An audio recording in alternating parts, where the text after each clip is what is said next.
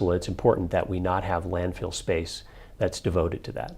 And you are providing for all of your residents 3 bins, a black one, a blue one, a green one. That's right. And what do you hope to achieve with those?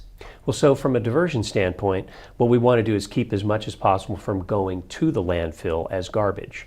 So the blue bin is for glass, plastics, and other recyclable material, cardboard, that we can then sell and get revenue for after it's been disposed of. The green waste is simply that, the yard clippings and food waste that come that can also be used from an organic standpoint. It can be kind of made into other products, which are good. And so as little as possible that can go into the black bin, the best, because then that's what is actually going to the landfill. So we want it smaller. Sorry, who do you sell that refuse to? There's a bunch of commodity markets for it. Sometimes it's the agriculture industry, especially the vintners. They use the compost material that's generated to help their crops grow better. We also use it for creating more usable methane gas that can be used for powering cogeneration facilities. Are the residents doing all that they can to contribute? Residents in San Carlos have been doing a great job. We're probably, from a residential side, close to the 75% diversion rate. And one of the things that we have to do more work on in our town is the commercial users. We're not quite there with them, and also some of the multifamily and condominium complex locations that are not quite the same, but single-family residential doing great. How do you educate the businesses and commercial properties about participating more? Well, we work in partnership with Recology, our collection contractor, and our waste management agency by doing business visits, sending out information that go along with the monthly bills, having information available that can show them ways that they can help divert the material from the landfill better, help their staff understand the things that they can be doing as well. It's kind of an ongoing effort. You talked about the apartment complexes and the condominium complexes as challenges. What are those challenges? Well, it's challenging, especially from the green bin standpoint, that is the organic waste. Residents can dispose of their food waste in those green bins, but in the apartment complexes and condo complexes, sometimes having to collect all that material in one place could be quite messy and really challenging for that complex to be able to deal with it. And so we haven't quite cracked that one yet, but Recology and others are working on that to try to make it possible, because we think that's a really big component of diversion. The solid waste bill, that you send out a separate bill, right? Is that right? That's right. And how are those rates determined? The rates are determined based on the cost that we have for both the collection and disposal of the material. There's a component that we get back, that is when the material that's recycled is sold. We get some revenue from that. But basically, we have to structure the rates on what it costs us to provide the service.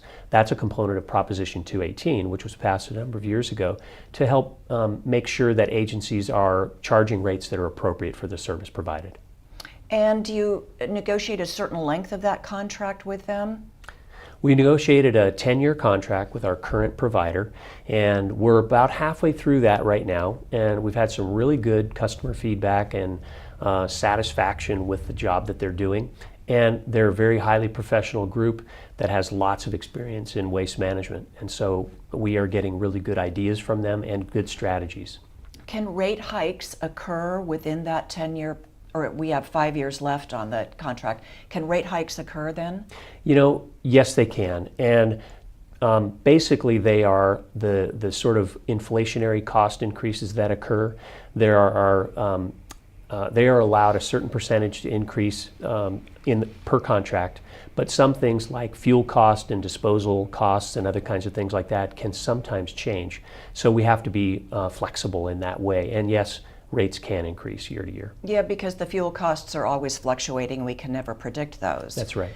Recology offers other services too. What are those? Right. Some really good services, especially when you think about it from a home standpoint. You always have batteries around that you can't get rid of anymore. You can't throw them in the garbage can, and other things. If it's prescription pharmaceutical drugs, if it's old paint and varnishes and things like that, then All you need to do is call Recology. They'll schedule a pickup. They'll come out and they'll grab that stuff from you free of charge. And it's something that is as many times as you want. The other thing you can do is you can schedule a big item pickup twice a year, free of charge, to get rid of that old refrigerator or that couch that you no longer want, instead of leaving it alongside the street, as sometimes happens. Those are great services and very convenient, considering that we don't have that much landfill space left. What are some of the success stories? And before I have you answer that, I know you had mentioned vintners early, and I grabbed some information about how they are thrilled with the composting materials, that it's helping their soil, the moisture in their soil, and for the overall vineyard health. So that's really good news. And what are the other successes, and then how do you measure them? Well, one of the things we measure success on, as it relates to the example you just gave, is when we continue to have a demand for that compost material. So as long as there's a demand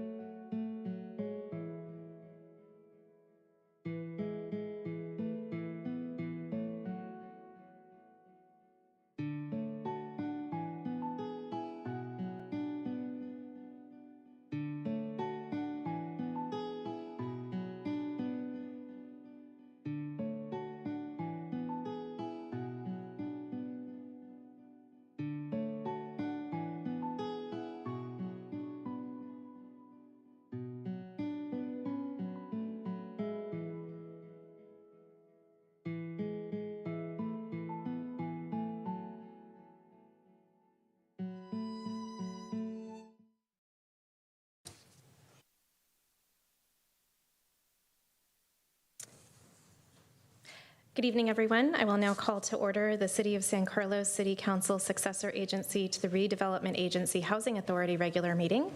It is September 12th. Will you please all rise and join me for the Pledge of Allegiance?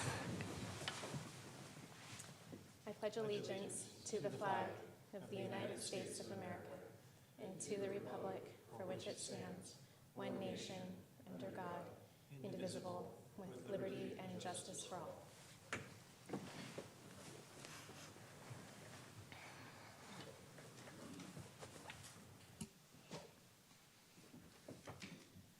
Are there any changes to the order of the agenda tonight?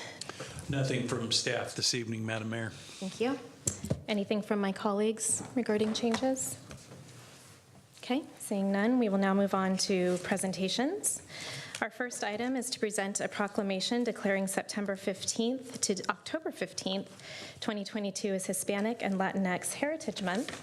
And joining us this evening, I'm very pleased to have Lily Santos and Maria Medina, members of the Sequoia High School's Latino Student Union. So we will come up here and I will read the proclamation.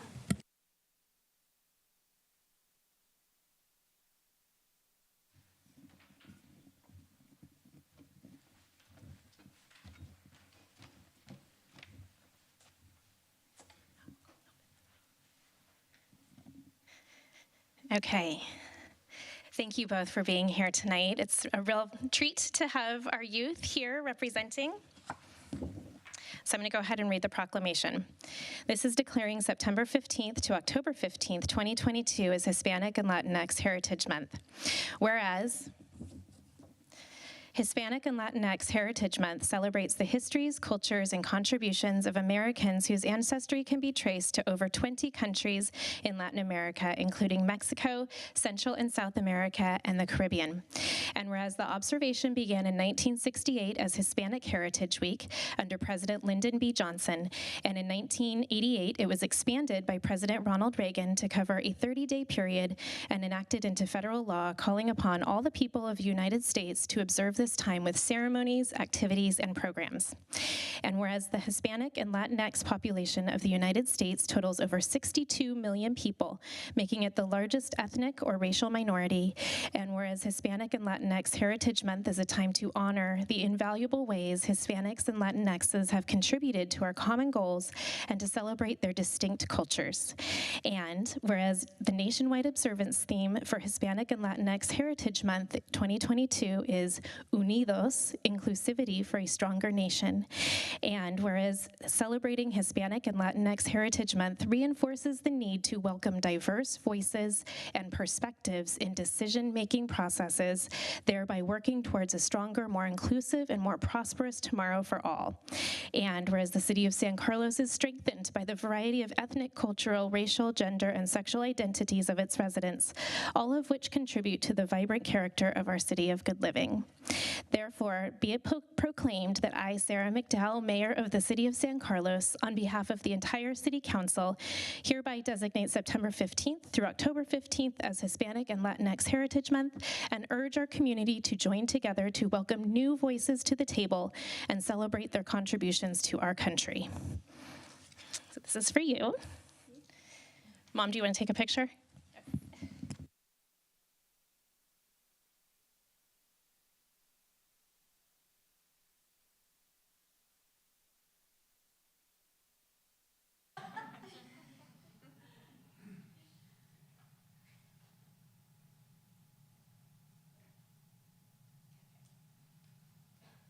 Then I'm going to turn the mic over to Lily over here, and you can tell us a little bit about your work.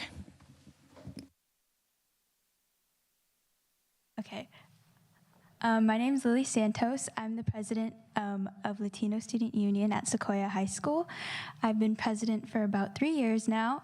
One of our goals at Sequoia is to celebrate our culture with our peers and our staff. We like to inform each other about holidays, and usually we will do fundraisers on those holidays to save up for our end-of-year celebration, our Ritmo Latino Festival, where we bring together the Latino community here at Sequoia, as well as others to help us celebrate our culture. And we have live music, banda and ataquero, and we sell homemade traditional foods. And we just like to bring everyone together and celebrate our culture. So. Thank you. Are there any comments from the council on this item? I want to say thank you to both of you for being here. I know that you have very busy schedules in high school, but I think it's so great to hear from our youth and the great work that you're doing, and it's I'm very pleased to honor you both tonight. So comments from the council? Okay, seeing none, thank you so much for being here. We're going to move on to the next proclamation. Thank you.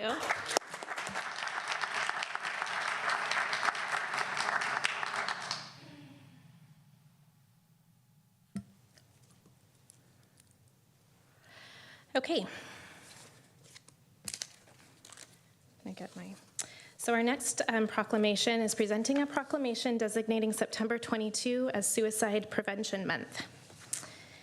And I would like to start by giving the community a trigger warning that for the next 15 to 20 minutes, we're going to talk about two difficult topics, suicide and domestic violence. So please feel free to step out of the room if this is too much to listen to right now.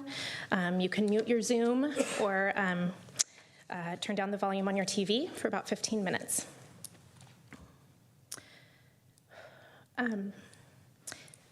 So tonight I'm going to present a proclamation designating September Suicide Prevention Month. And the proclamation, I'm going to read a few things from it, from my chair. It notes that the City of San Carlos will join the county, state, and country in honoring Suicide Prevention Month in September. And we're going to work to spread the message that suicide can be prevented.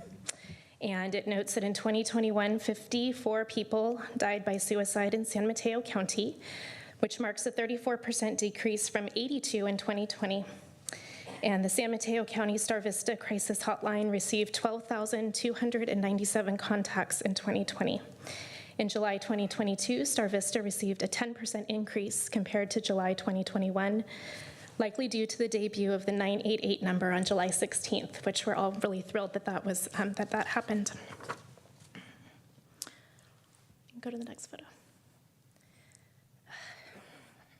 So this topic is deeply personal to me. 5 years ago, I lost my best friend from high school, Jennifer, to suicide. And this is a photo of us in high school. And that's me. That's what I looked like as a teenager. The scrunchie was really popular at that time. This photo, I have lots of pictures with Jennifer, but this one perfectly captures our friendship because I looked up to her in every way. She was brilliant and funny. Her laughter would fill the room. She's making me laugh right there in that photo. She was by my side through school and marriage and babies. And she was my person, and I miss her more than I can even express tonight. So as you can see, talking about this story is really painful. But I've realized over the last 8 months as mayor that the more I talk about the importance of mental health, the more others open up about their struggles too.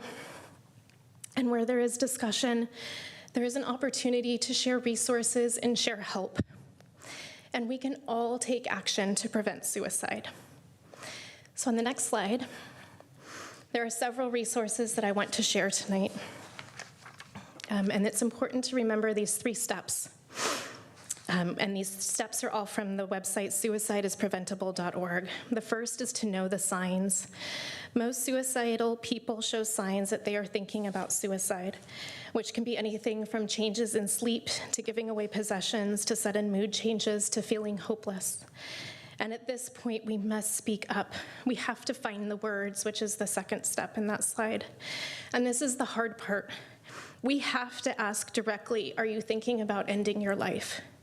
Asking someone this question will not put the idea of suicide in their heads. That is a myth. And we have to combat that myth. It's not true. So this website helps walk you through how to have those hard conversations. And I would encourage everyone to read through those tips. It's also important at this point to keep the person safe, and that means removing prescription medications or weapons. This is where our safe storage ordinance for firearms that we passed in San Carlos that I am so very proud of, that's where this comes into play. People who are considering suicide should not have easy access to firearms in the home. And then the third step is reaching out. There are so many amazing resources that are here to help. An easy one to remember is calling 988. One Life Counseling Center here in San Carlos offers free services. And we have Star Vista here tonight to talk about their amazing crisis line. So at this point, I would also encourage everyone to visit the city's website, which is cityofsancarlos.org/mental health. All of these resources are posted there as well. So I am going to turn it over to Taylor Coots, who is here from Star Vista, and she's going to talk about their crisis hotline and give us some more information.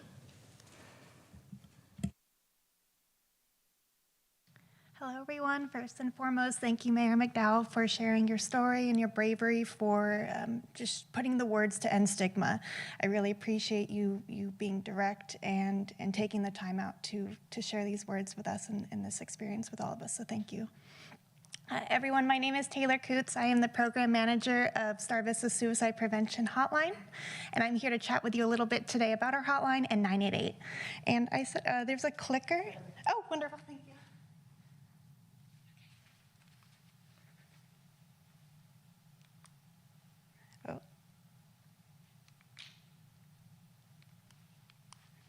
Where do I point it?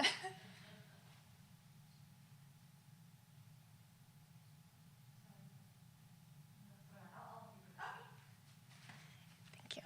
All right, so here to chat about our 24/7 crisis hotline. We do have our local number here. We were founded in 1966 by suicide prevention pioneer Charlotte Ross. We are the third suicide hotline created in the state of California. And some of the services we provide include over-the-phone crisis de-escalation, suicide risk assessment, the dispatching of our youth mobile response team, Youth SOS, active rescue services, and some limited clinical follow-up. And next slide, please. And there's some animations in here, sorry. Next slide. I want to introduce to you our hotline team, and you can click to the next click over. This is our hotline team. We are so proud of them. 100% of our hotline workers are local here in the Bay Area. 83% of our phone counselors surveyed self-identify as having lived experience with suicide, suicidality, and/or suicide loss.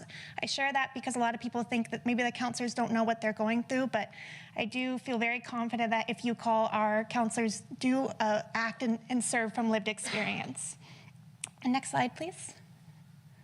All right, so introducing or reintroducing 988 Suicide and Crisis Lifeline. What is 988? 988 is a new 3-digit number that replaces Suicide Prevention Lifeline, which was a much longer number. 988 is a lot easier to remember, especially in crisis. Calls to 988 are forwarded to the nearest crisis center based on the area code of the caller. The Star Vista Crisis Center receives calls from the 650 and some 415 area codes. And in our first month launch from 988, we saw a 33% increase in calls, a lot from first-time callers and family members calling for preventative support.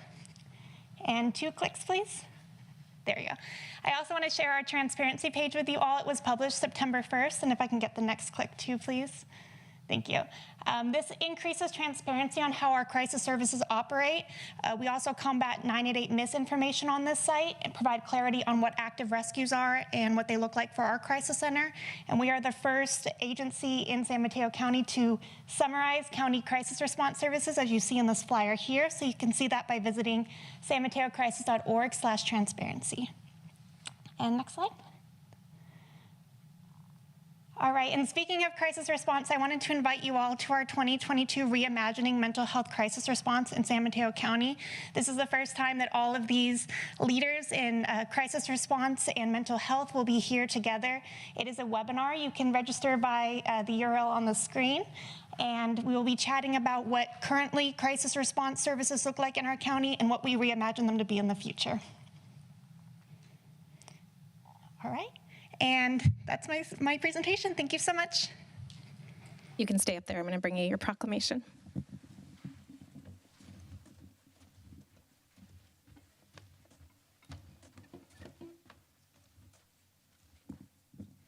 Taylor, thank you so much for that wonderful presentation, and thank you for all of the services that you're providing for our community. I really appreciate it.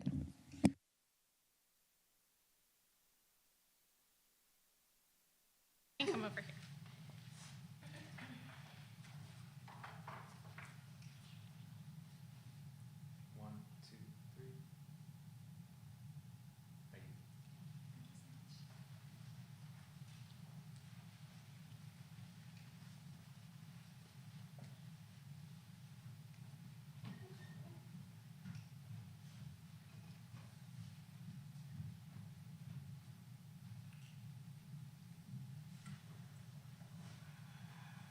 Any comments from council on this item? Councilmember Dugan. Thank you, Madam Mayor, and thank you for your very touching and personal story. I know that's not easy and means a lot. And thank you, Taylor, for the presentation and the overview. And I was at the 988 launch event a month or so ago, and I remember you speaking there as well. And your passion to help really comes through. Means a lot. And the 33% lift in calls since that was launched. Wow, what a statistic! That's really amazing. So I also applaud you for our great work in our community, and just how proud we are that Star Vista is based here in San Carlos. So thank you for that. Thanks, John. Okay, I don't see any further comments from the council. Do I usually take public comment on presentations? Crystal, is anyone in the waiting room? There are no hands in the waiting room. Okay. Or in person. And I don't see any members of the public, so we'll move on. Okay, we're going to move on to council communications and announcements, and this is going to cover domestic violence, so that is another trigger warning. I'm going to lead this off this time, and then I will open it up to my colleagues for any other items they'd wish to talk about. So I'd just like to recognize that on September 8th, Karina Castro, a young mother, was brutally murdered here in San Carlos. I want to thank the neighbors who called 911 and the San Carlos deputies and first responders who quickly responded and took a suspect into custody. We share our community's shock that this happened, and we send our deepest condolences to the family and friends and loved ones who have suffered this loss. Our thoughts are also with the first responders who responded to this horrific tragedy. I think it's important that we recognize in our community that it is okay to not be okay. There are resources available. One Life Counseling has offered free counseling services to anyone who would like to speak with a therapist to help process this event. Our community has also asked how to help. There is a GoFundMe for the family as well as a trust fund set up by the Community Foundation. Both of these options can be found online at cfsancarlos.org/September 8th-Children's Fund. This is also an opportunity to talk about domestic violence, and I have another slide here tonight. CORA is the agency in San Mateo County solely dedicated to helping those affected by intimate partner abuse, from counseling to emergency housing to legal assistance. Their services are designed to provide safety, support, and healing. There is a 24-hour crisis hotline at 800-300-1080, or you can also visit corasupport.org. October is National Domestic Violence Awareness Month, and I'm going to recognize it, and I'm going to ask CORA to come here and talk about their services. So in closing, tonight we have talked about two really hard topics so far, but we need to recognize that there are too many people in our community who are suffering in silence. And we have to have these conversations. We need to destigmatize these issues, and we need to let people know that it is okay to seek help. So that is why I am posting this information tonight. I will now open it up to my colleagues for other communications and announcements. Vice Mayor Brack. Thank you, Madam Mayor. And I want to thank you for raising the attention on both of these two important issues. And I know normally, and I'm the stickler on this from agenda setting standpoint, but I would love at some point that if we could, as we think about greater communication and awareness and potential funding and programs that the city can look into, I think it'd be great if staff could could put together some ideas for us to look how we can do more and be more supportive as a community. Thank you.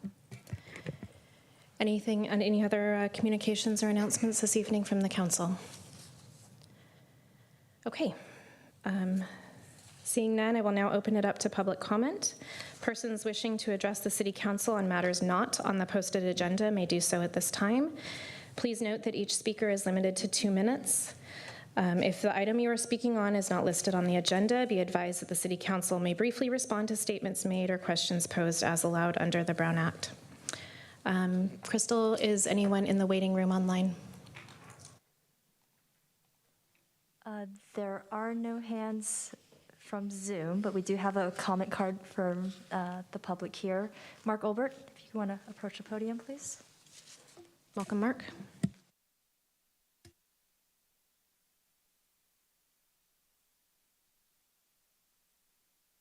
Thank you, Mayor McDowell and the rest of the council for giving me this time to address you. Last week, as you noted, San Carlos saw in the most horrific fashion possible just how poorly we deal with domestic violence. This is not at all meant to be a criticism of our emergency responders or the residents who stepped in as quickly as was humanly possible. In a free and open society, criminals will always have the advantage over the law-abiding. They know what they are going to do, while the need to protect liberty keeps us from acting until they do. I commend you for partnering with the Community Foundation to raise funds for those suddenly orphaned children. I am proud that I live in the city of good living and that it's stepping up this way. But there is more that can be done, and it can be done only by our elected leaders. Temporary restraining orders are of little use by themselves. They are expensive to get, putting them out of reach of many victims. More importantly, they do not prevent further abuse. They work after the fact, enabling an arrest if the order is violated. Preventing abuse requires the victims and their families move to places where their abuser cannot find them. Yet you know how serious our housing shortage is. Consider what it looks like to a young woman struggling to take care of her children. Few have the means to find and pay for new housing. There are organizations which try to address this, Cora, as you mentioned, being the prime example locally, but it is terribly, terribly underfunded. One thing I'd like you to consider is actually composed of 2 parts. Years ago, San Carlos took the lead in the face of another ongoing problem by contributing $50,000 to gun buyback programs. This sparked other communities to step in as well. Please consider making at least the same size donation to Cora in the near future. And please also lobby the County Board of Supervisors to purchase more housing for organizations like Cora to offer to abuse victims at reduced or no cost. Thank you. Thank you, Mark. Is there any further comment, public comment this evening, Crystal? No, there are no hands. Okay, thank you. We will now move on to item 7, consent calendar. Do any of my colleagues wish to pull an item from the consent calendar? Okay, seeing none, I'll entertain a motion.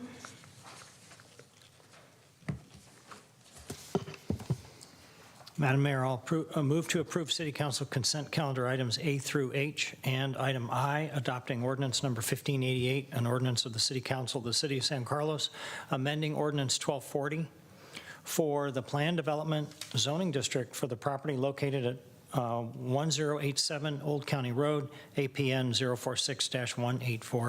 046-184-270. Second. Okay, we have a first and a second, a motion and a second. Any further discussion on this item? Okay, seeing none, Crystal, could you please call the roll? Councilmember Dugan? Yes. Councilmember Collins? Yes. Councilmember Palmer-Lohan? Yes. Vice Mayor Rack? Yes. And Mayor McDowell? Yes. Thank you. Okay, we will move to item 8, study session, receive a report and provide direction on proposed traffic calming measures in the greater East San Carlos neighborhood. And tonight leading us off is Stephen Machida, Public Works Director.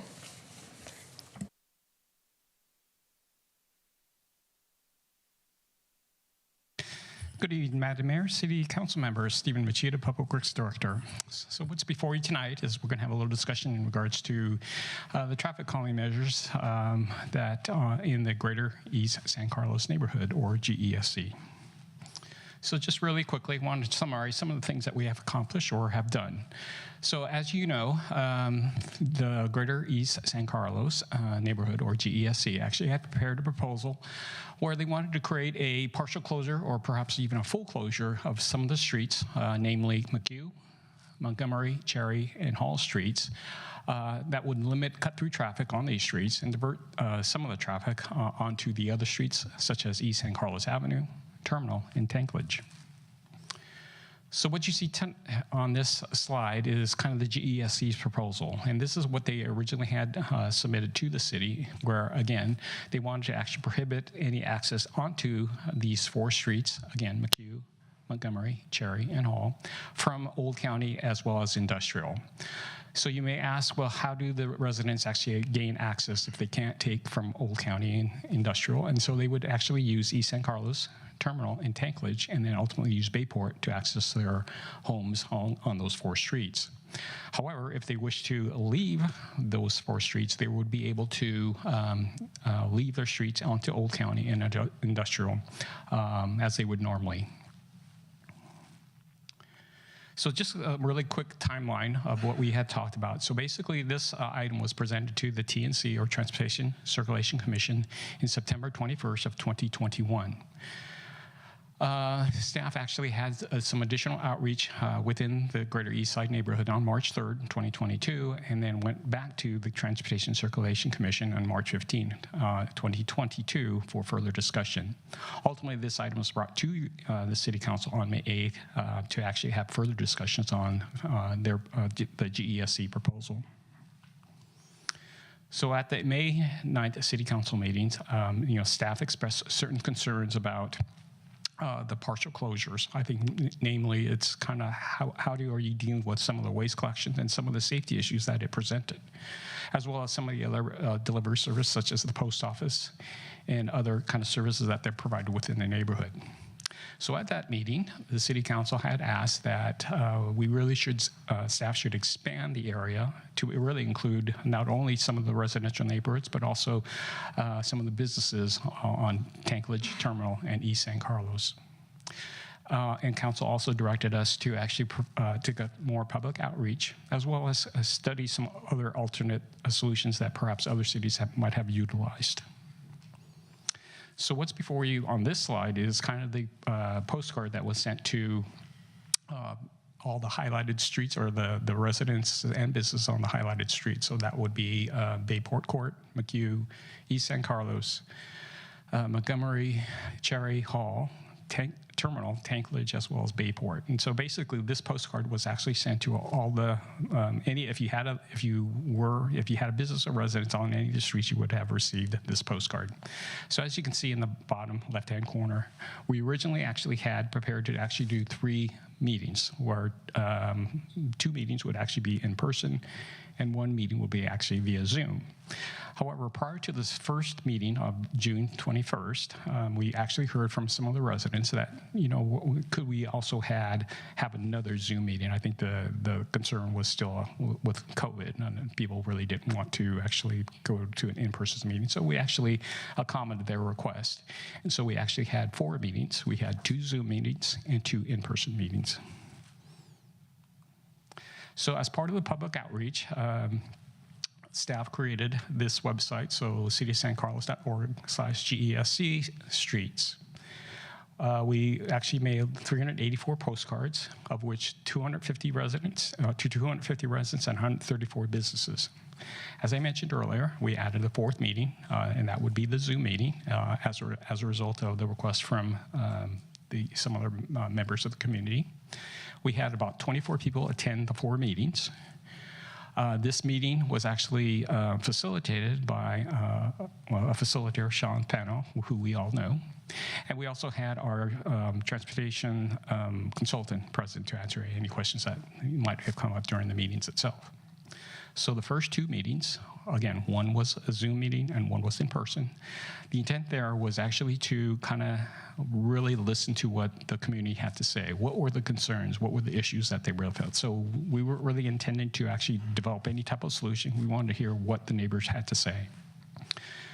The last 2 meetings, or meetings 3 and 4, we actually listed some of the some of the solutions that could possibly address some of the issues of concern that we heard from the first two meetings. All the solutions and anything that was actually kind of discussed was actually posted on the website. So, and it was available for anybody who was not able to attend any of the 4 meetings, or perhaps if they needed to refresh what was actually said during those 2 meetings, or during the 4 meetings. So as a result of the public outreach that we had, again, these are the 4 meetings, we really actually heard there were 4 goals identified. The first we had talked about is they want to eliminate or limit some of the cut-through traffic through their 4 streets. Second was, it's just in general, the residents really felt, the streets weren't safe. I think as a result of the cut-through, they were concerned about some of the speeding, and that where the item number 3 comes in, where they wanted to kind of slow traffic down. And then lastly, what they really wanted to ensure is whatever was implemented, it wouldn't disproportionately impact some of the other streets that we already talked about. So some of the solutions on meetings 3 and 4 that we talked about really came out directly out of the Neighborhood Traffic Management Plan, or NTMP. This was a document that was adopted by Council in 2017. So the NTMP actually has 2 levels of solutions that we look at. It's kind of level 1, which is fairly simple type of improvements. These are like adding crosswalks or adding some additional striping, adding signage, maybe adding some additional marking. So they're relatively easy improvements that can actually be implemented. Level 2 type solutions were kind of the more detailed solutions that would require some type of improvement, some type of capital improvement. So this would be, for instance, like the bulb outs, or also known as curb extensions, speed humps, speed bumps, any type of regulatory signage or signals that would require some additional warrant studies to make sure that it's appropriate to install those signs. So typically it's like a stop sign or signals. And then the flashing beacons. Again, these are more of the solutions that did require some type of additional costs or additional studies that would be needed. So as we had talked about, so most of the solutions that we had talked about in meetings 3 and 4 were really based on kind of the solutions identified in the NTMP, whether it's from level 1 or level 2. But one of the things we did want to share with the group is, whether it's the partial or complete street closures, really this was kind of the extreme solution in the NTMP. I mean, basically, one of the concerns of doing so is, typically in any type of traffic calming situation, you want to try to do the small solutions early to perhaps find solutions that could address kind of the issues at hand, rather than go all the way to the extreme where you don't know if there were some other solution that could be implemented that could easily address, the concerns. So after the 4th meeting, we actually had additional discussions internally. What we told the Greater East San Carlos residents is that we would come back to council, and make our recommendations of what we feel was, what we think was appropriate. However, during our deliberations, the neighborhood Greater East Side San Carlos neighborhood actually submitted another proposal to us, where they were suggesting that we really look at some of the slow street improvements. And so this is kind of in the photo that you see. From their perspective, it offers similar benefits to a partial street closure, but it really allows 2-way traffic. So basically, we're not putting like do not enter sign or regulatory signs at the intersections at Old County or Industrial, but basically we would allow 2-way traffic, even though we have these pylons as shown in the photo. The other thing, as I mentioned, it really doesn't interfere with kind of fire access when the fire needs to access, the neighborhood to put out fires or any type of other emergency, and it doesn't really interfere with their fire site logistics. Basically, what we heard from the chief is when they need to set up their truck and they need to pull the hose from the hydrant to the respective engine or to the building, there's no barrier. These pylons really don't provide that type of barrier, and so it is something that they would accept. One of the concerns, however, by doing this is because it's not regulatory and it does allow the two-way traffic, it really is not enforceable, because we're just saying it's local residents only or local streets only. So this is a little bit more additional photos that we saw. And this is kind of a photo of what we've seen that City of Redwood City uses, but our program would be similar, but we would actually have to have some modifications. I did have the opportunity to speak to the general manager of Recology, and I asked him specifically, knowing that Redwood City had this slow street program, would they accept something similar to San Carlos? He indicated this is certainly much a more acceptable solution in his mind. As a result, I think his concern by actually having that no do not enter sign, or essentially making that street one way, it made it a little bit more difficult because he would actually have to have his drivers back out of the street. Once they collect one side of the street, they would have to back up for perhaps, to collect the other side of the street. So it made it a little bit more difficult. This way, their drivers are a little bit more familiar with the Slow Streets program, having actually maneuvered within Redwood City. That there's kind of one thing that he suggested: either we have that most center pylon, perhaps have it kind of be able to flop down if necessary should a truck hit it. The other option, that we were thinking of is perhaps a red curb, the opposite curb of that pylon, just so you have a full lane width, to allow the trucks to go through. But in any event, I think he really felt it was a far improvement rather than closing off the street. I think because, one, he won't have to reroute his trucks to make the garbage collection. But probably most importantly, his concern, which we heard, was he wouldn't have to have his truck driver back down the street, which is a big safety concerns, because as you're well aware that some of these streets are over 800 feet long, and backing out a large truck like a garbage truck can be a little bit tricky, especially when you have cars parked on both sides of the street. So staff's recommendation is, we actually have completed a kind of baseline traffic count, but what we wanted to do was actually perform another traffic count, and we just actually completed the data collection, and so we anticipate having this report probably by the end of this month, September. But what we like to do is, after we receive the results of the second traffic count, what we would recommend is we could implement a slow street program, because it really does address most of the goals, as the 4 goals that we had talked about were eliminate some of the cut-through traffic, it would slow speeding, and therefore make a little bit more safer for the residents who live on the street. The one thing that probably it will not do is basically because we are cutting off these 4 streets, there probably will be a little bit more traffic on East San Carlos as well as Terminal and Tanklage. As I mentioned earlier, it will choke off some of the cut-through traffic, and as the improvements that we actually install would be relatively easy and low cost. The other thing we heard loud and clear during the outreach is we could implement some of the other level 1 improvements. This would be such as kind of refreshing some of the crosswalks and striping within the streets in their neighborhood, as well as perhaps adding some additional signage, and in this case, like children at play signs, where could be implemented on some of those streets. Again, some of these things, like the children at play, are really not enforceable. And then lastly, once we implement these improvements for about a year, what we'd like to do is come back and do another traffic count to see how well these improvements actually function, and whether it had made a significant difference. So we would actually compare with the counts we got doing now and a year later. So with that really concludes my presentation. I'd be happy to answer any questions that you may have. Thank you, Stephen. Great presentation. Questions from council? Councilmember Dugan. Thank you, Madam Mayor, and thank you, Stephen. Appreciate the overview, good presentation, and all the work on outreach and the meetings and such. Definitely appreciate that. So those 4 goals identified, I mean, they look pretty good to me, but it sounded like those were the goals out of the outreach process. Did you agree with those goals?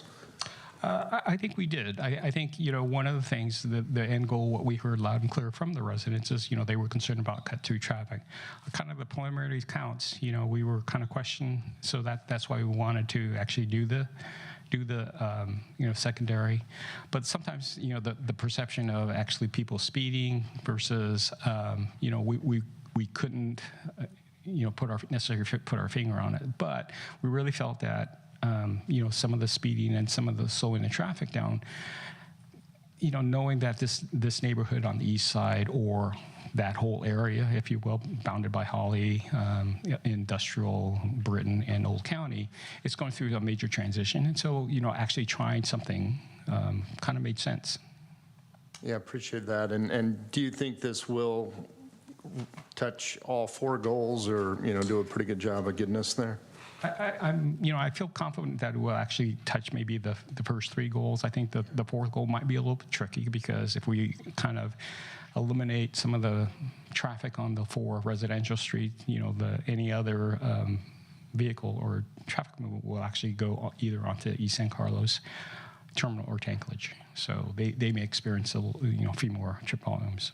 Understood. I do like the two-way aspect to this, so it probably won't funnel too much local traffic that way. So, I think it's a nice solution.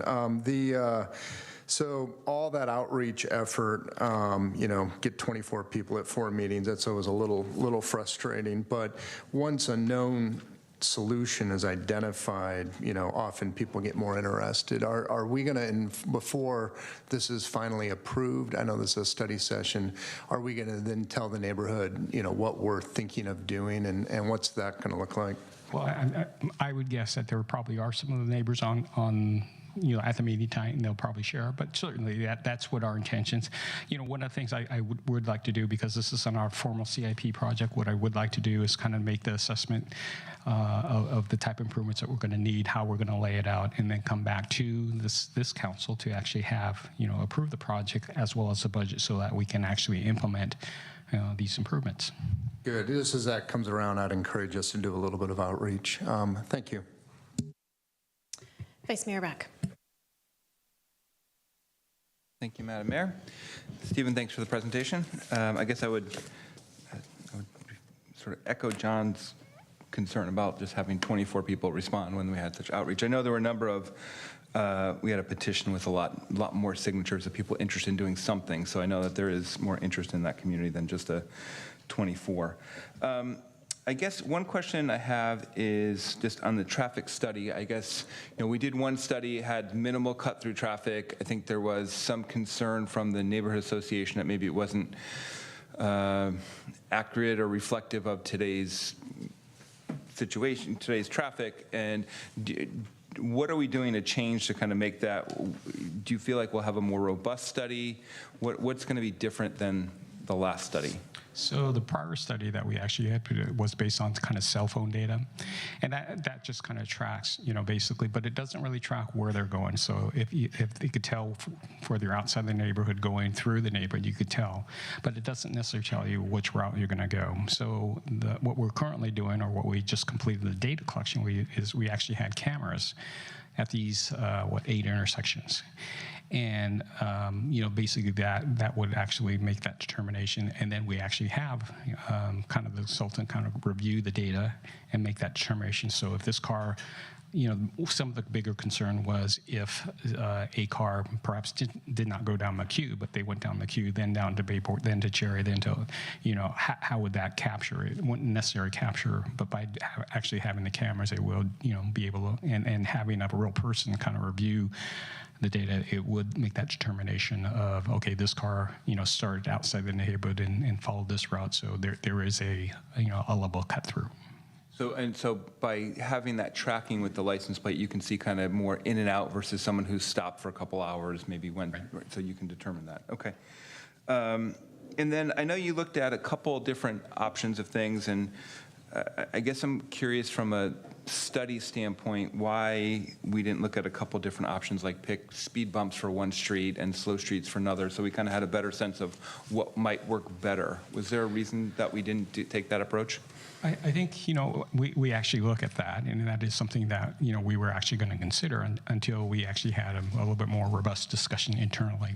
One of the concerns is, by actually say we have 4 different solutions on all 4 of the streets. One of the concerns that we have is how would you know how effective if we use different type of improvements along the 4 different streets? How do you know it's how effective it is, because there's so many moving parts when it comes to kind of traffic calming or and a lot of it is kind of based on kind of the person who's driving is like, well, I don't like speed bumps, but I don't mind curb extension, so I'll go down this street where it's really not addressing that cut-through traffic. So one of the things we had thought is, because we did that exactly that, we thought, well, what if we do 2 streets as this, partial or slow streets and do 2 other streets with perhaps speed bumps and curb extensions. But it would really be hard to determine the metric. How do we determine that? Because there's so many variables that we couldn't consider. So we thought, well, what if we just do all 4 streets? Because I know, I would guess that probably the neighborhoods, well, how did you select my street to have a slow street and this other street to have the speed bumps? And there would always be that kind of argument. I think by having this, having all 4 streets as slow streets, I think it's a little bit more elegant, and we would definitely know if we are seeing the cut through traffic, and we anticipate that it would actually slow some of the traffic that that people are perceiving are going down these residential streets. Okay, and then my last kind of question, sort of comment, or I guess I'll tie 2 in together. I know you talked about potentially doing crosswalk and striping as an option, and we obviously are doing the safe routes to school, and so I guess I feel like we have a lot of that to do in the community, not just here on the east side. And from a budget standpoint, do you feel like we can manage all that, and that the crosswalks and striping will have an impact in that area? Well, I think there stop signs, let's say, for example. Yeah, there are some improvements that certainly was brought up in the outreach meeting that we heard, and it really does make sense. For instance, what I recall is the driveway out on East San Carlos. There's the apartment complex really close to the intersection of Industrial. What happens is because of that light, that actually kind of creates a situation where someone who wants to leave the apartment complex out of that driveway, if East San Carlos has a red light, they can't leave. They just can't leave just because there's a car stacked. So, there's a couple options that we could look at. And something that's very simple is, just put do not block intersection or, hatch it. So, some of these things, can be done that fairly simply. I mean, it's paint. So you could just add paint to it. In regards to the Safe Routes to School, certainly that is something that we'll have to look a little bit more carefully on. But we're also thinking that the Slow Streets program, basically that's kind of intended to actually allow the children a little bit freer access on the sidewalks, so at least in the residential area, we could get them from one place to the other. The other thing is to make that connection either at Arroyo or, near the train station where, the children can actually get underneath the train tracks and onto the various streets that they need to go to their school. I have other questions, but I will yield my time. Thank you, Stephen. Thank you, Vice Mayor. We'll circle back to you. Councilmember Collins.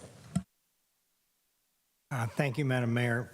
Adam, I only have a couple things, so plenty of time for you to ask more questions. So, excuse me. First of all, Stephen, thank you. Excuse me. For the public outreach, I think that's extraordinary, having the additional meetings, hearing what residents had to say. Right.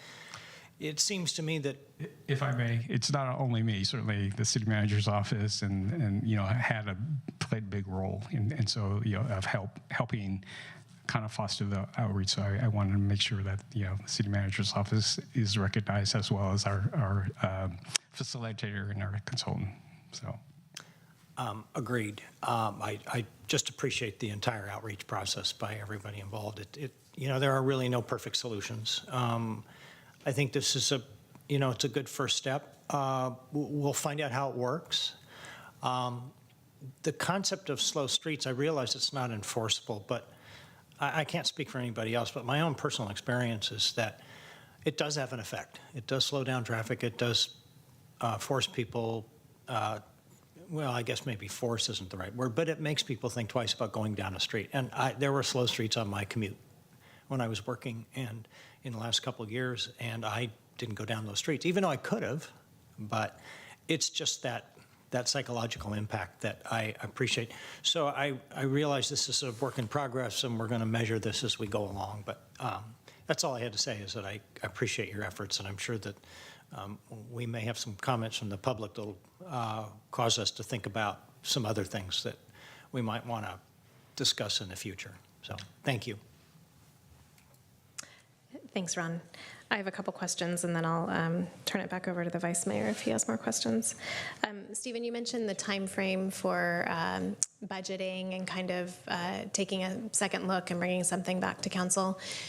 Do you know kind of the time frame for that? How long that might take? We haven't really looked closely. I think, there are still supply issues that we have to kind of deal with. But, what I'd like to do, in light of we're still kind of gathering the traffic data count, and as I mentioned, I expect that to be completed probably by the end of this month, maybe a little bit into October. What I'd like to bring is during that time, bring an item back, which would kind of provide a little bit better understanding of what we're going to do. Because as I mentioned, although we do understand the type of pylons that we probably want to use at the 8 intersections, there are some additional works that we may want to do or will do, namely the striping and some additional signage, and so we just need to cost it out. So I would anticipate that it would be maybe about 2 months when we would kind of bring something. Okay, thank you. And then you also discussed kind of what the neighborhood and the residents talked about during participation in these outreach events. What did you hear from the local businesses?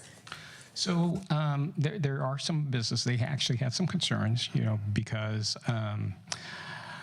they were concerned that if, in fact, we do put these partial street closures or slow streets, that would essentially kind of, again, redirect some of the traffic onto Terminal and Tanklage as well as East San Carlos. And certainly, they felt that those streets would be carrying the brunt of the load, which also made it a real concern of theirs because, as businesses, if they have a service type business where they have to, like a contractor, they have to get their trucks out in the early morning and they have to bring them back in the afternoon, and they don't want to have to face backups on their streets either. So that is a concern. So one of the things that we want to keep in close touch with them and find out how is this affecting, when we do implement, how is this affecting their business, or is it we can only guess, as I think I mentioned at the 2+2 meeting. Sometimes traffic calming improvements sometimes it's really hard to gauge. As I think I mentioned in the meeting, it's like squeezing a balloon. So some areas you could contract the balloon, but then something else pops up elsewhere. Well, this is this kind of same thing. So it's just a matter of kind of tweaking, actually kind of monitoring and tweaking the program as it goes along to get the best fit. Okay, thank you. Any other questions? Go ahead. Thank you. So, Stephen, I guess I would be curious from the the business aspect, because you've got some along some of the side streets, and then along even in Bayport and other areas. So it can be certainly impactful. So as things move along, I am curious to how that works, and can those businesses, I mean, I assume they're all considered local traffic, right, if they're going through there, so they could go in and out, and their customers could go potentially in and out if they need to as local traffic. Is that is correct? Accurate? Okay. That's correct. And then sort of my last sort of question comment is, and which is sort of when I see all this is, what kind of precedent are we setting? there's a request for, and I understand this area has a little bit different situation than some other neighborhoods, but, I get cut-through traffic on my street. I live close to Burton Park, so people come through, cut through. I would love a child at play sign to have over on my street. I mean, and Flow Street sounds great to me. Can we do that? I'm by all the parks. Can we do it by all the schools? So what kind of precedent are we setting with this, and what are we potentially getting ourselves into long-term for the community? Well, that's a good question. And this is something that, my staff actually had to kind of pondered on. It is something that, it's not easy because, we know, once you do something in one area, why can't you do it in the same area? And I think how we're distinguishing this is because as the east side, right, the character is actually changing as we all know, all the development that's going on the east side.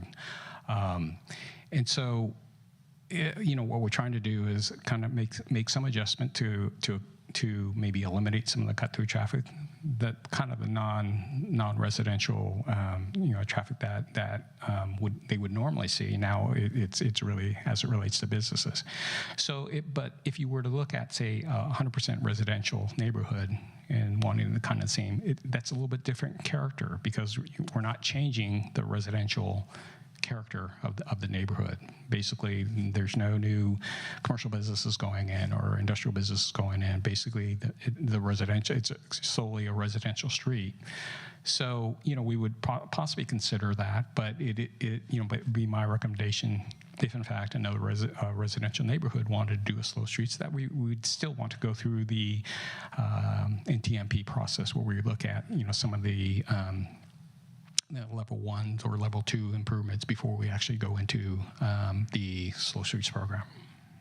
And then my last question to follow up is, but if I were to argue or make the statement that this is too premature to do this because I'm not sure that the problem is potentially coming and there's clearly development coming, but how do we know if we do something tomorrow when the offices and the biotech and the businesses aren't here yet? So we don't know if it's going to have the impact that we hope it will have in terms of cut-through traffic and reducing that impact for the neighborhood. Or would we be better off waiting till 2 years from now when maybe there is some more development in place and now we have a better sense of traffic and now we can make a decision about, okay, yes, it is really impactful.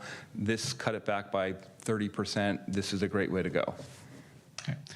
And I think this is one of the reasons why we wanted to actually try to actually do 2 traffic counts, kind of one pre-improvements and one after improvements, and give it some time to mature to see, what type of cut through, or if we are getting any cut through. So, my envision would be if, assuming we have some nominal amount cut through now, we implement the improvements, let it mature for about a year and you kind of revisit the site again. Are we getting the same numbers, or perhaps are we getting bigger numbers where it does prove that, well, there is cut through traffic. So, but we're not necessarily seeing the level of cut-through traffic that we would anticipate. So, and then as I mentioned, sometimes doing the traffic improvements, sometimes it's really hard to gauge because it's all kind of based on what we anticipate the human will decide and how they wish to go. Certainly council has an option of maybe delaying the implementation for a year. And certainly that's your choice. But I think, this is kind of our recommendation if we implement it now. I mean, at least it kind of gives us an opportunity to really see how effective, the slow streets program and will it actually address, the cut through and, perhaps reduce some of the speed that is been reported is happening on the streets. Okay. I appreciate that. That's helpful. I appreciate all the clarification. Thank you. Okay, I don't see any further questions from council, so we will move to public comment. Crystal, why don't we take the public comment here in the room and then we'll go to Zoom. Yes, it looks like we have one in person.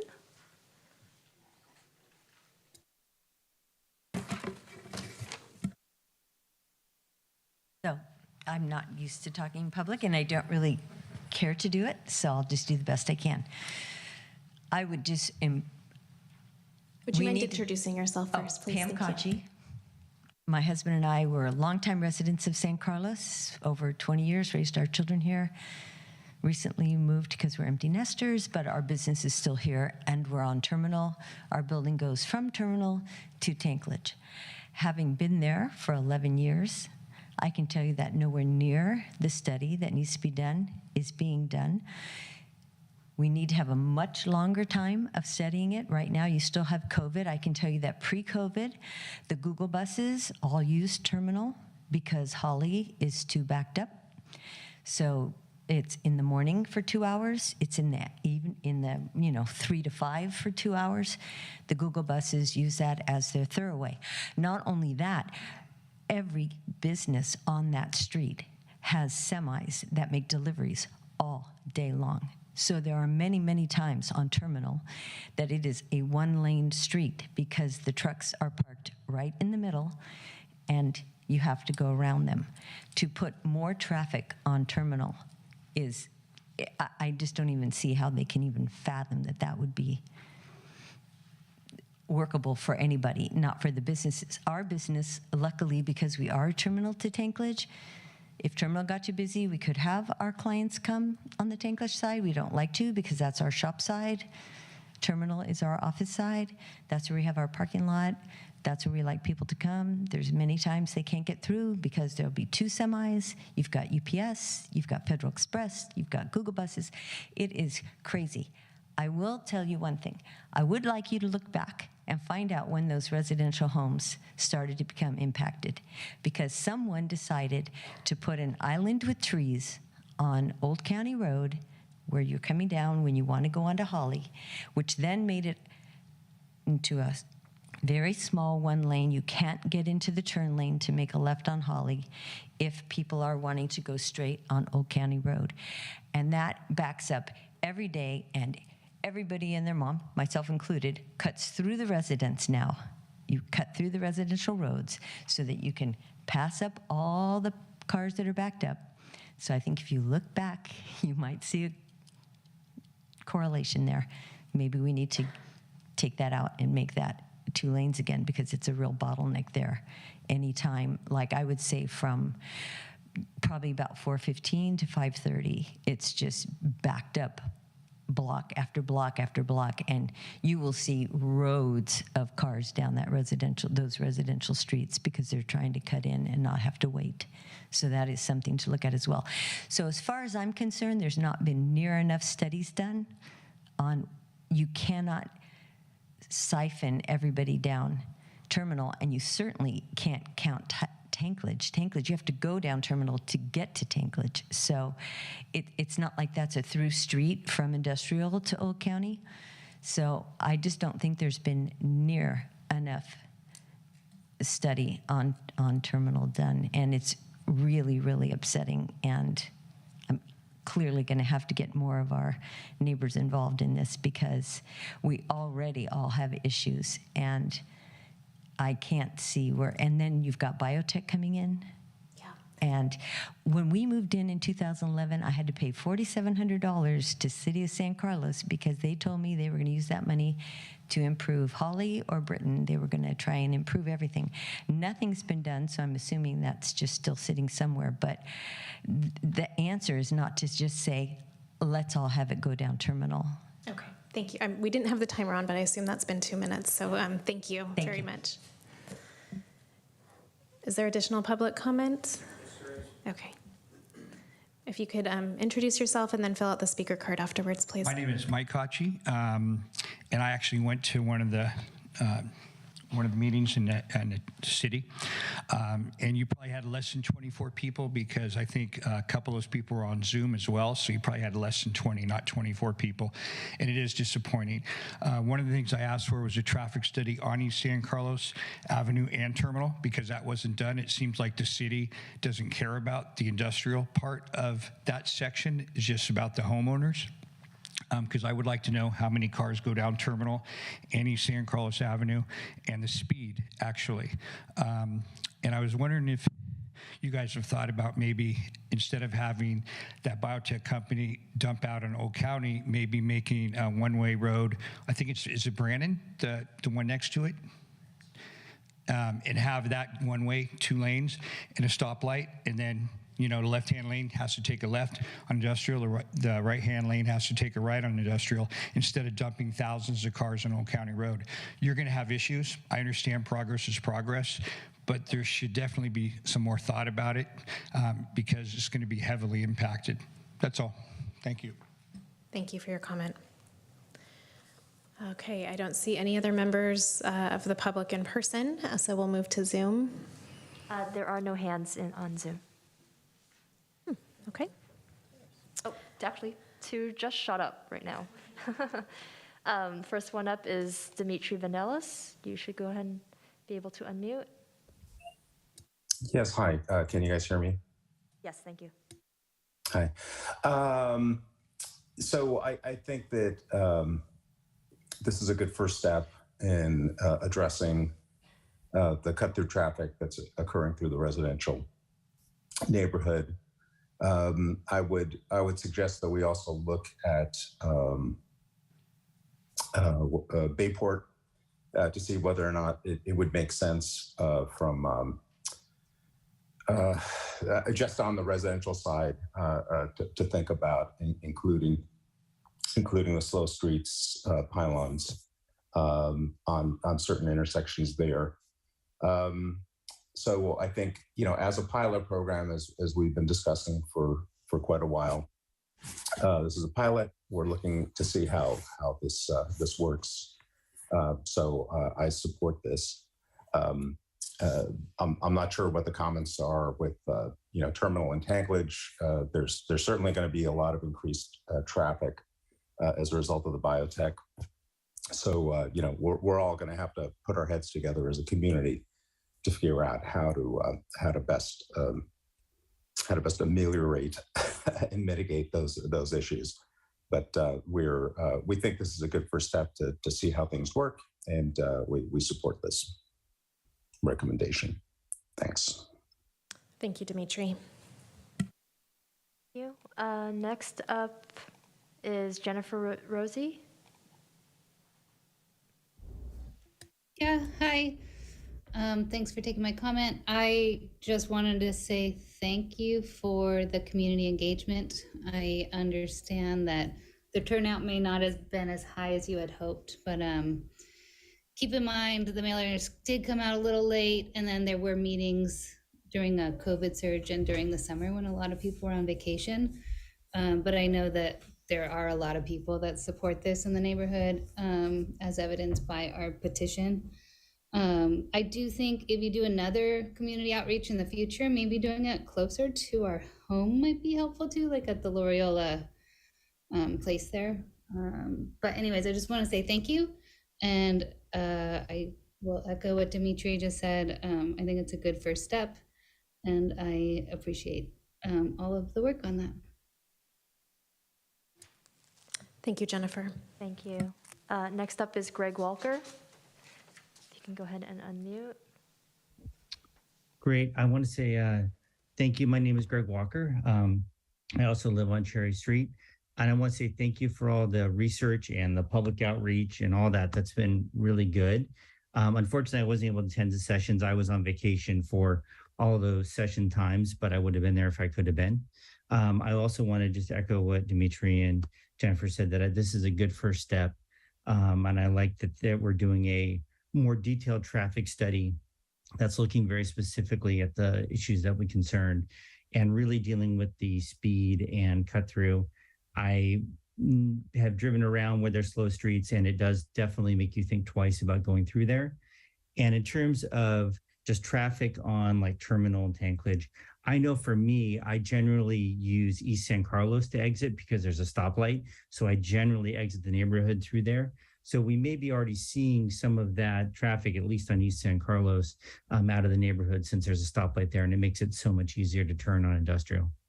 Anyways, thank you very much for your time. Thank you, Greg. Thank you. And then looks like our last hand up for the moment is Damon Belanger. Yes, hello, my name's Damon. I live on Montgomery Street. Just wanted to thank Mr. Machida and city staff for doing the extra research on this and proposing these solutions. I also want to echo my neighbors. I support this as a good next step, something to at least explore. We can do additional studies and hopefully address some of the issues that the business owners are talking about, but I think it will probably be a good solution to explore for our neighborhood. So thank you for taking my comment. Thank you, Damon. And then we do have one more hand from Scott. You should be able to unmute. Hi. Thank you, City Council members, for bringing this issue forward. What I want to first say is that I think this is a great first step. I think it sort of balances between what was originally suggested by staff and originally suggested by the neighborhood, and it sort of comes somewhere in the middle. I do want to ask that we work with the residents who are going to be impacted by where the pylons are placed and make sure that we do it in as sensitive a way as possible to those particular residents that will have the pylons near their driveways and things like that. Other than that, just thank you and thanks to staff for all they did. Thank you, Scott. Thank you. And there are no further hands. Okay, great. Thank you. Thanks everyone for your public comments. I'll now open it up to council discussion. Who would like to lead off our discussion this evening? Councilmember Palmer Lohan. Great, thank you. I just want to get clarification. This is a study session, right? We're not making a decision on this tonight, and this is purely for the purposes of getting feedback from council on this item. Is that correct? Okay, great. All right, thank you. So I hear that our neighbors over on the east side are echoing in unison, many of them, that this is a good first step and they support this approach. And I hear also some concern from business owners with respect to and I'm looking at the map when I look at my phone, the Tankledge Terminal Way, and I have driven down that street in the morning, so I know what you're talking about with the big trucks and trying to navigate that. With respect to the second traffic count, would that also include consideration around, and I recognize I'm going back to question, but I'm just trying to understand kind of where we are in this. Would that also include anything around circulation? I saw somewhere in the packet, I just can't pull up the numbers, that the anticipated a number of cars will increase fairly significantly over time as these 2 million square feet net new buildings come online, right? So there's that issue around that. And then my understanding is that we had at one point as a council talked about doing a traffic study around the whole of the area with the understanding that this new development is coming. So I know there's a lot of questions in there, but I think hopefully you understand the spirit of what I'm asking is kind of where are we in understanding what the true impacts are of this development, and do we fully appreciate what the potential impact would be of this solution on the current community that's inclusive of the homeowners and the residents and the businesses as well.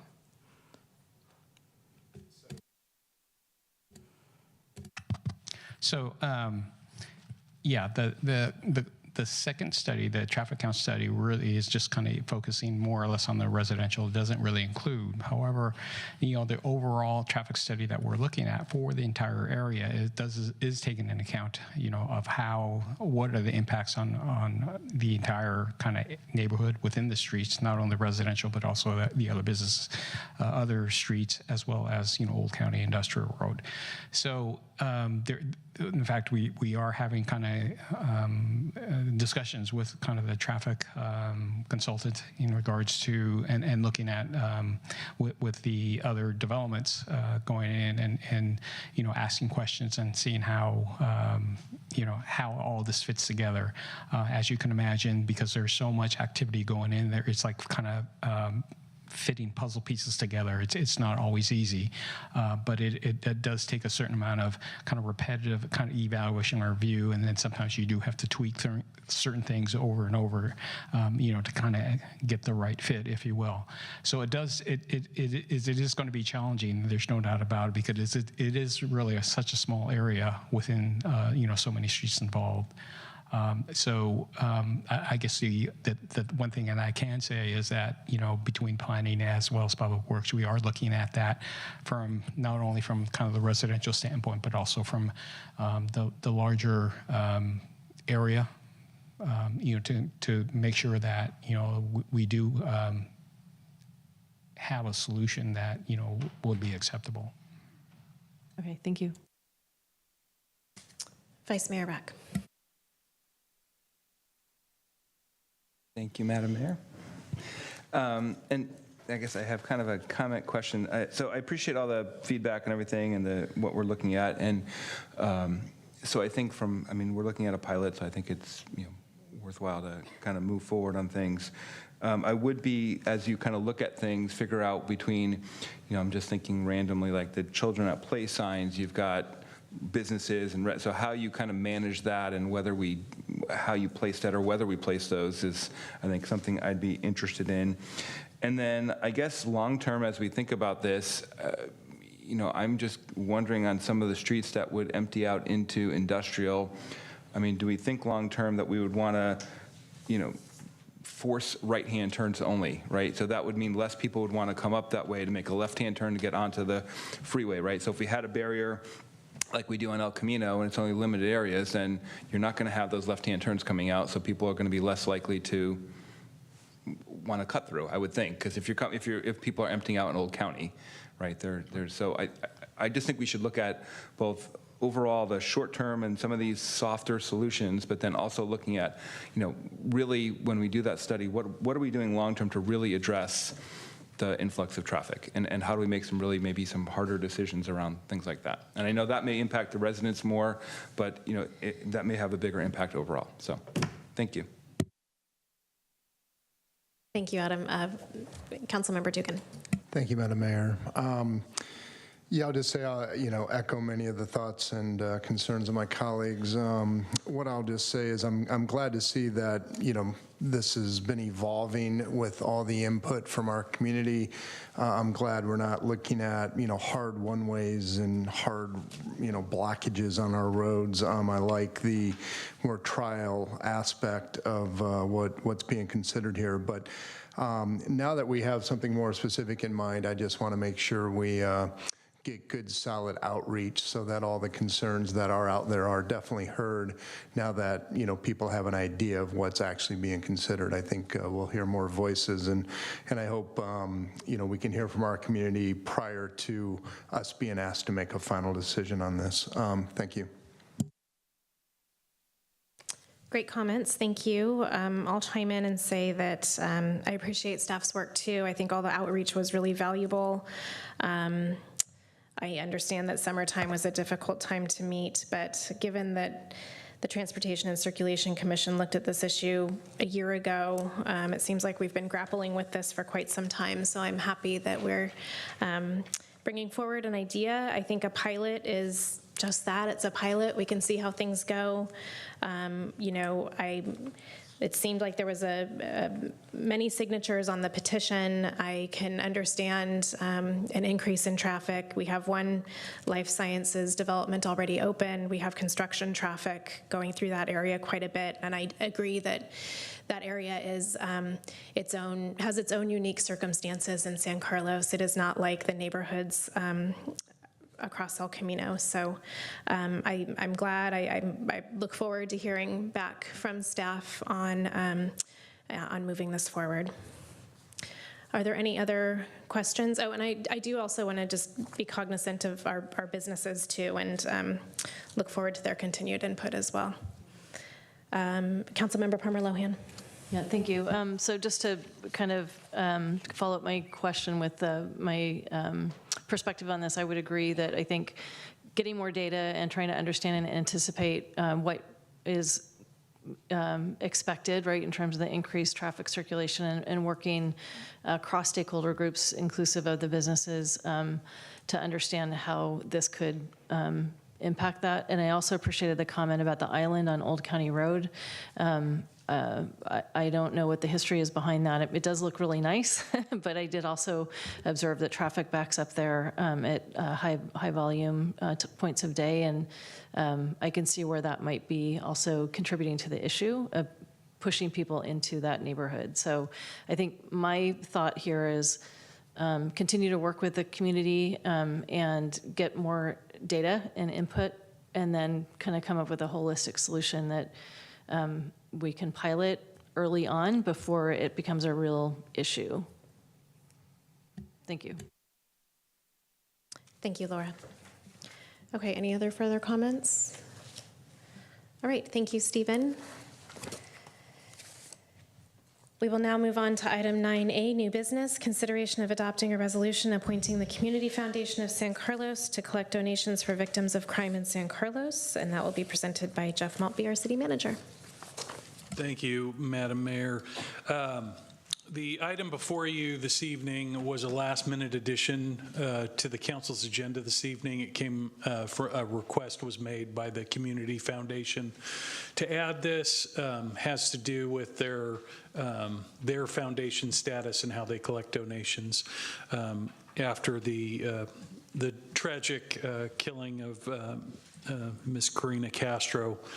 In San Carlos last Thursday, we immediately began to hear from community members about how they might go about making a donation to help Ms. Castro's 2 children that were left behind. And the Community Foundation very quickly stepped up to partner with the city to help do that. This resolution tonight helps facilitate that process for the Community Foundation. I'd be happy to answer any questions you might have. Thank you, Jeff. Any questions from the council? Okay, seeing none. Crystal, is there any public comment? I don't see any hands on Zoom, and doesn't look like any members of the public in person. Okay. I will just comment that I want to thank the city and our staff and also the Community Foundation for working so quickly to put that fund together.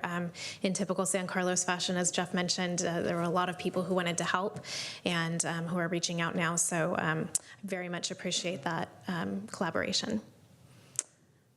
Okay, I see no further discussion. I'll entertain a motion.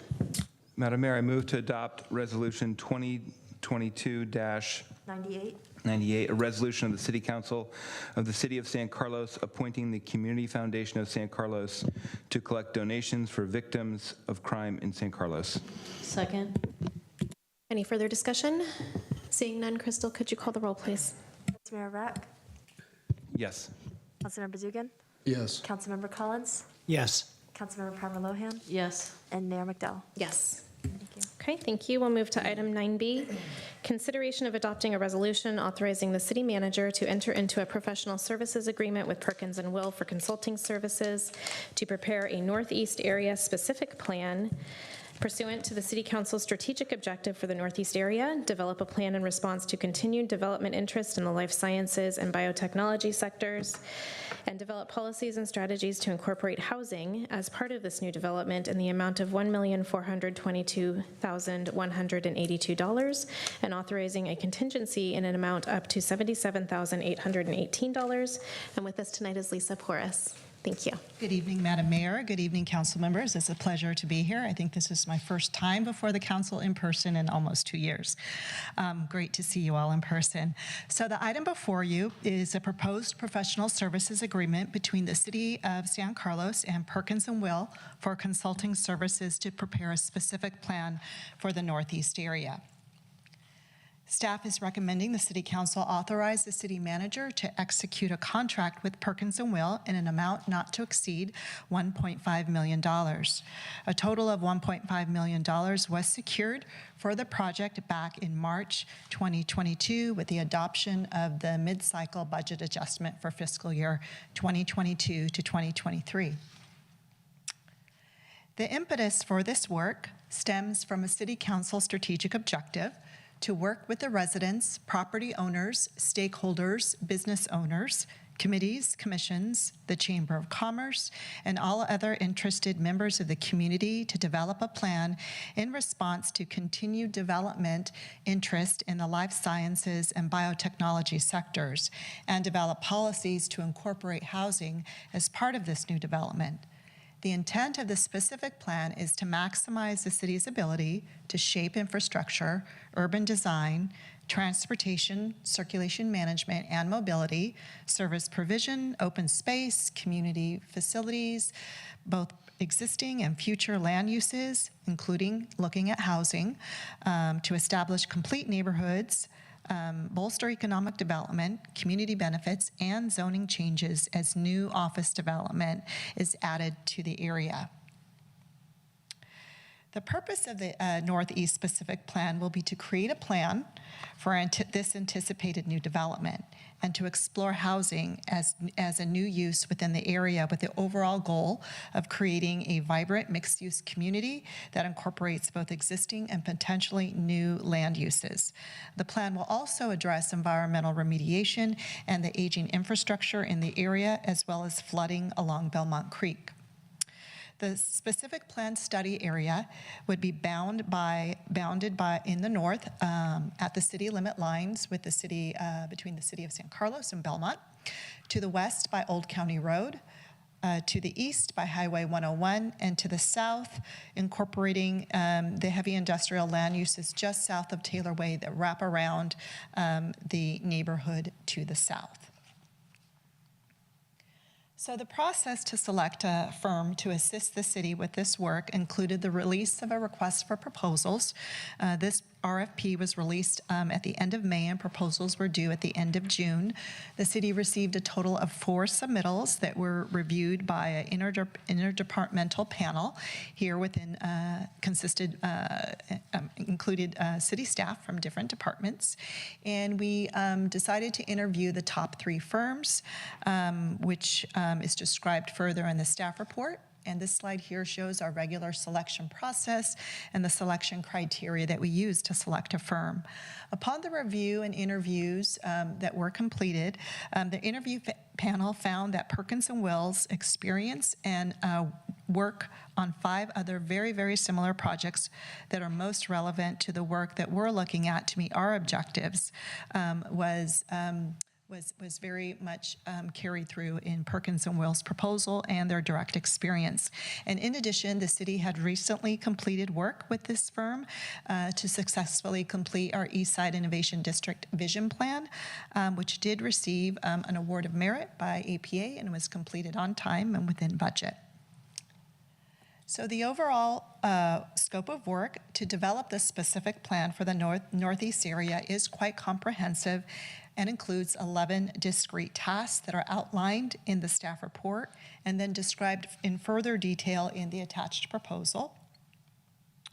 The scope of work also meets the city's expectations for robust civic engagement.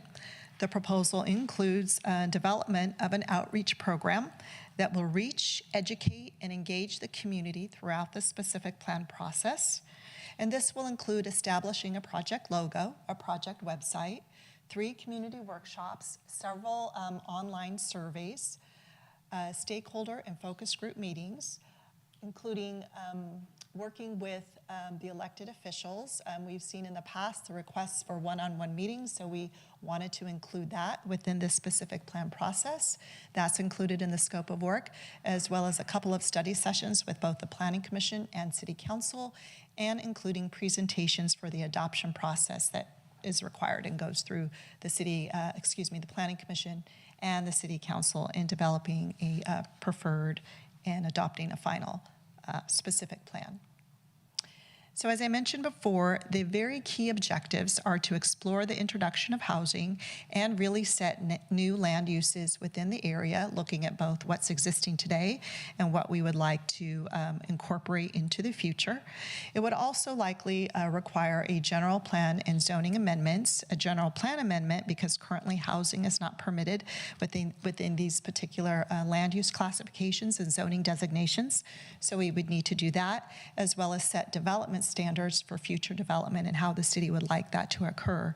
We will also be evaluating the potential presence and extent of hazardous substances and their impacts on the preferred land uses.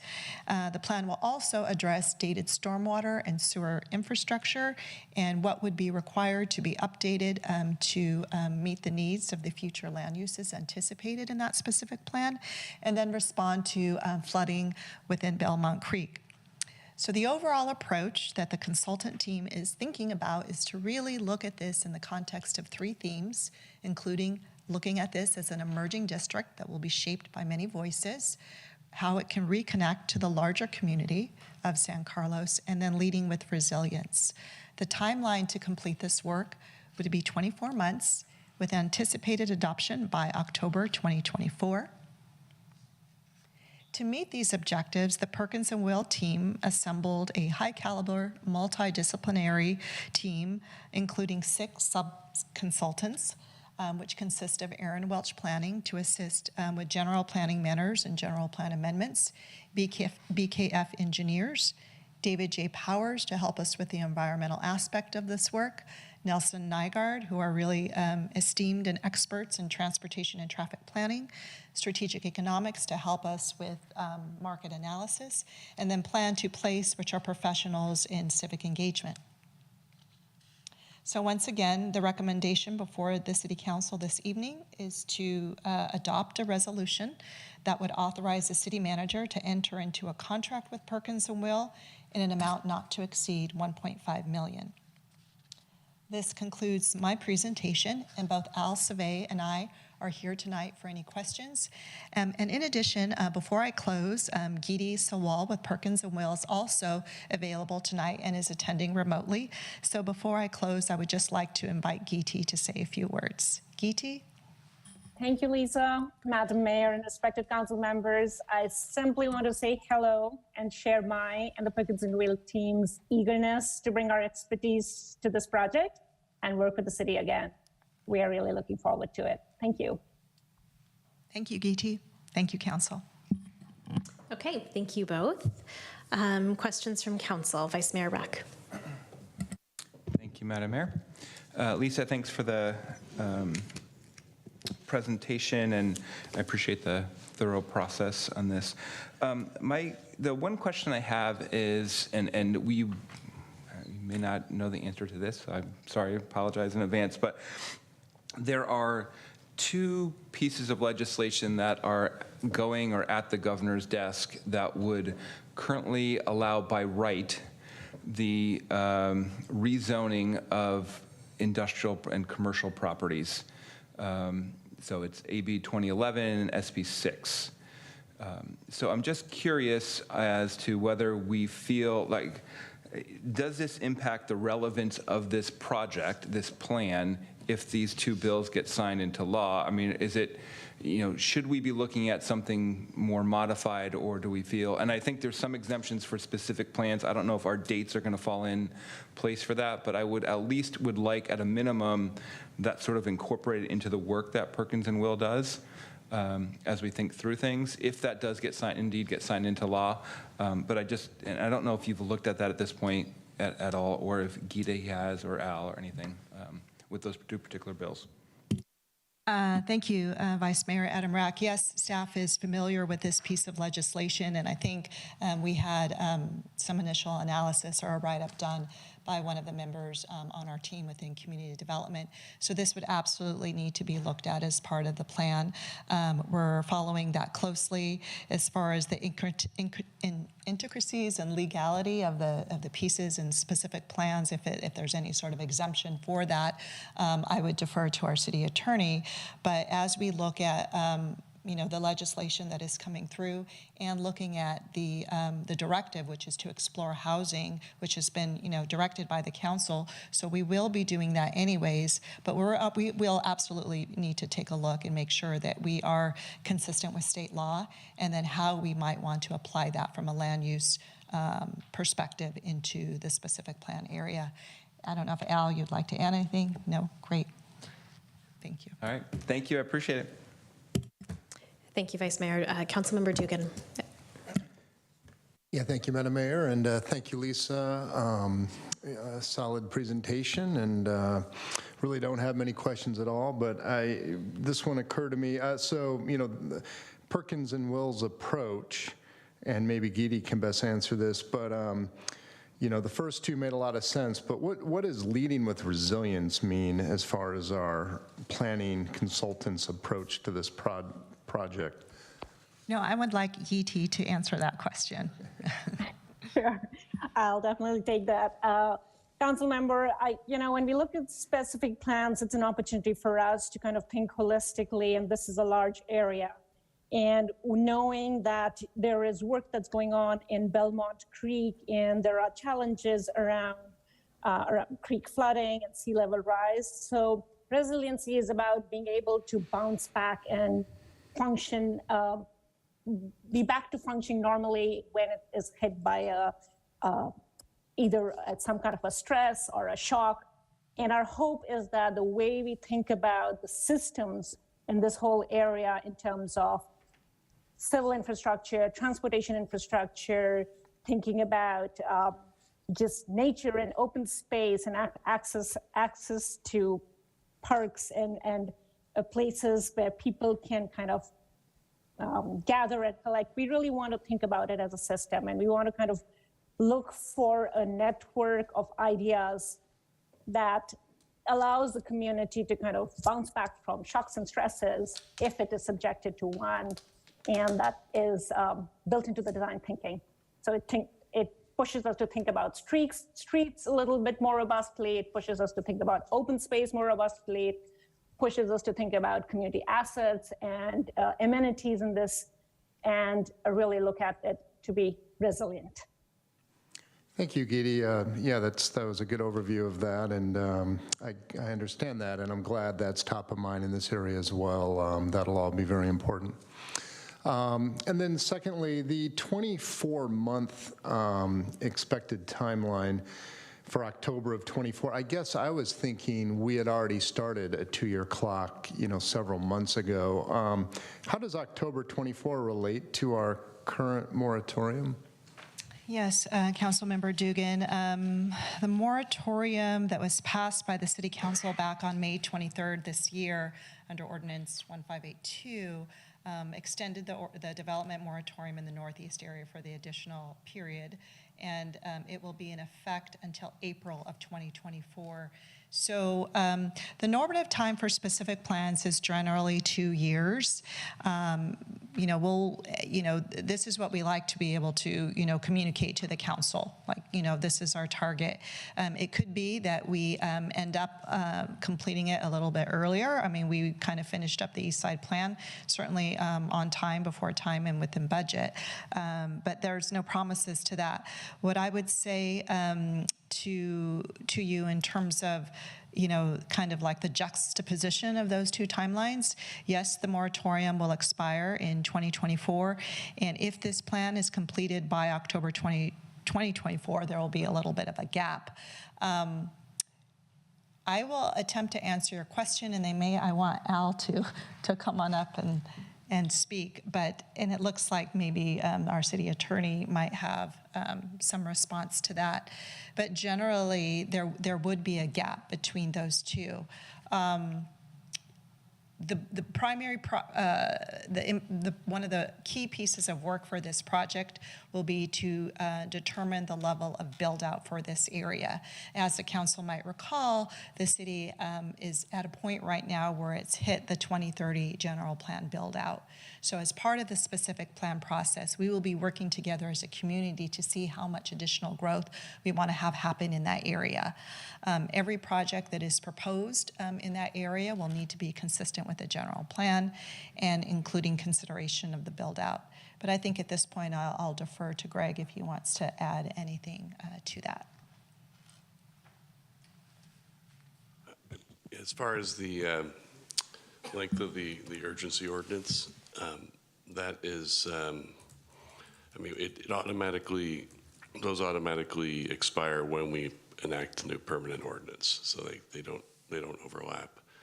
Maybe I didn't quite capture the whole question, but what was the rest of the question? Maybe I'll defer to Councilmember Dugan or our city manager. Yeah, well, we're aware of the date, council member, of the moratorium, and we're going to do everything we can to get the project completed and ready for adoption before then. But I think we'd just like to acknowledge that this is a huge project and there's a lot of moving pieces, so this is an outside date, but we would prefer to get it done within the scope of the moratorium. Okay, thank you. I appreciate that. And, you know, we sort of have that understanding with our community as well. So I would say that's an important priority to hold as we work through this. Thank you. Thank you, John. Councilmember Collins. Thank you, Madam Mayor, and thank you, Lisa. I always try to do worst case planning. So what happens if, you know, let's say this is not done and it's April 2024 and we've got a couple of developers out there that are saying, well, the moratorium's over and your study's not done, and we have plans. What happens? Once again, Maybe Greg answers that one. I'll defer to our city attorney. Yeah, so what would happen is the project would go forward as proposed to be reviewed. It would be unusual in that circumstance to see a large-scale project come forward that close to a major land use change. By the time we get that close, there should be a pretty good indication of where we're headed with the plan. You know, many of the projects that we're doing that require development agreements and additional approvals of the Planning Commission and or the City Council would not likely be something we would be willing to entertain or engage with a developer during that limited period of time, as we'd be focused on, you know, getting the plan before. So, and, you know, through this planning process, we will be working with and engaging property owners and developers. And, you know, this should be a partnership effort with the folks out there with their plans too. And there's a lot of benefit for property owners and developers in this plan as well. As Lisa pointed out, you know, we're approaching sort of build out in terms of the square footage allowed by the general plan. So, you know, without this planning process, it's foreseeable that they wouldn't be able to develop their project anyway. Okay. Thank you for clearing that up. Okay, I see no further hands raised, so we'll go to public comment. Crystal, is anyone waiting online to make a public comment? There are no hands up for this item. Okay. Is there any further discussion by council on this item? Councilmember Palmer Lohan. Thank you. So my request would be that we bring this project in before 24 months. So just to probably state the obvious, I know that there's a lot of interest in that area, and you know, there's much that we need to do, but at the same time, it would be great if we could get that wrapped up as quickly as possible, and being thoughtful at the same time. I also appreciate the focus on resiliency, and I would suggest and hope that the recent climate mitigation adaptation plan that we recently passed would be considered in part of this process as well. And the concern around flooding, the flip side of that is that perhaps the city could think about doing something innovative with respect to water capture. Drought continues to perplex our community, and I think the time is now for us to really start to think creatively about how we manage that very precious resource. So I know we got a report from Councilmember Collins a while back that Hetch Hetchy's full. But I'm seeing for the moment, I'm seeing very concerning indicators in other parts of the country and the world. And I just think that maybe we could think about that. And I know we got also a report from Public Works Director Machida about a year or so ago around a joint project with Belmont. So I don't know if all those things would be included or not, but I'd like us to think about that. Perhaps it could feed the Mineral Springs pool that you want built. Anyway, just an idea. Fair enough. Thank you. Any other further discussion points? Okay, seeing none, I will entertain a motion.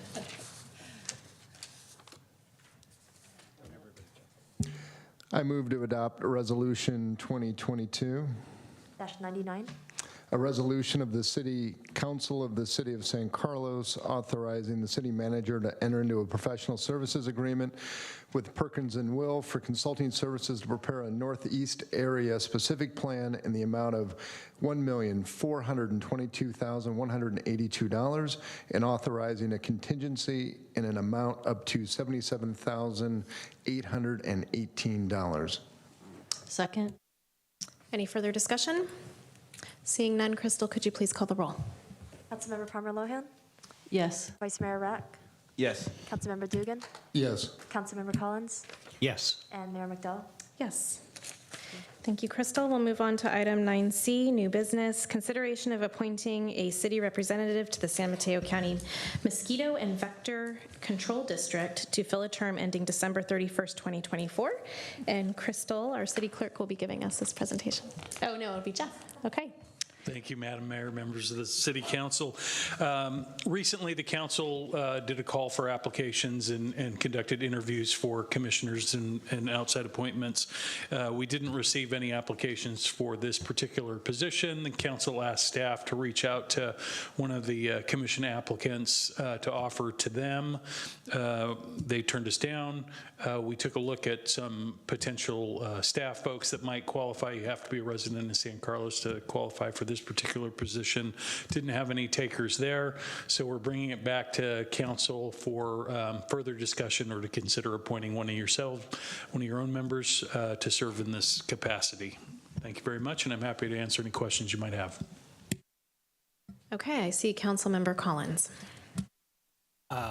Thank you, Madam Mayor. As I indicated to the city manager and to you over the weekend, unless there's any other council member that's dying to do this, I will volunteer to complete the next 2 years as the mosquito abatement. Can I move to appoint Ron Collins right now? You most certainly can. I see no other hands raised, so sure. Unless we need to take public comment, if a member of the public is called in wanting to take on this role. There are no hands from the public. Okay, shocker. Hired. Thank you, go ahead. I move to appoint Ron Collins as the San Carlos representative on the San Mateo County Mosquito and Vector Control District to fill a term ending December 31st, 2024. Second. I will just say thank you, Councilmember Collins, for raising your hand. We appreciate your service in this important area. Thank you. You're welcome, and I promised my wife that I wouldn't take too many hours away, so. Okay. All right. Thank you, Ron. Fair enough. You're welcome. Crystal, could you please call the roll? Councilmember Collins? Yes. Councilmember Palmer Lohan? Yes. Vice Mayor Rack? Yes. Councilmember Dugan? Yes. And Mayor McDowell? Yes. Okay, we'll move on to item 10, agenda setting. Do any of my colleagues have items under this area? Okay, seeing none, I will adjourn the meeting. Take care and stay well, everyone. Thank you. Thank